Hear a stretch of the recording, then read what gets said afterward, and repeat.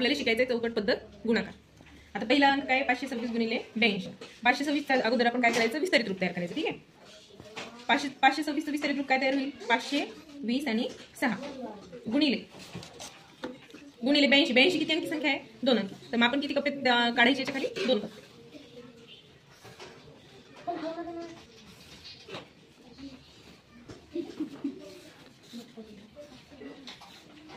आता 82 चे पण आपल्याला काय करायचे, विस्तारित रूप करायचे। 82 चं काय होईल, 80 आणि 2।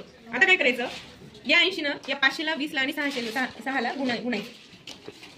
8 पंचे 40 आणि वरचे किती शून्य आहेत, 1 2 3, ते 3 शून्य जशाला तसे द्यायचे।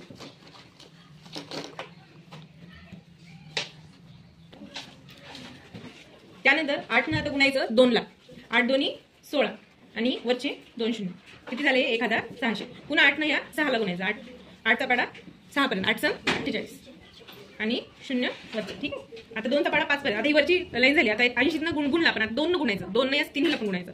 2 चा पाडा 5 पर्यंत, 2 पंचे 10 आणि वरचे 2 शून्य, पुन्हा 2 चा पाडा 2 पर्यंत, 2 दुणे 4 आणि हा 1 शून्य आणि 2 चा पाडा 6 पर्यंत, बेसख बर। आता या सगळ्यांची काय करायची, बेरीज। जे आपण उत्तर काढले ना त्याची काय करायची, बेरीज।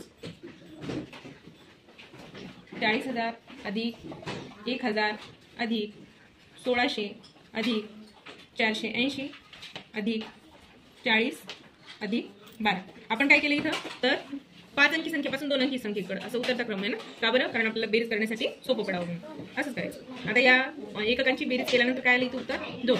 दशकाची बेरीज केल्यानंतर 8 × 4 आणि 1 13, हाताला 1, 6 × 4 10 आणि 1 11, हाताला 1 आणि 3 आणि 1 4। याचं उत्तर किती आलं, 43,132। मग आपण इथं खाली लिहायचं आता 526 गुणिले 82 बरोबर 43,132।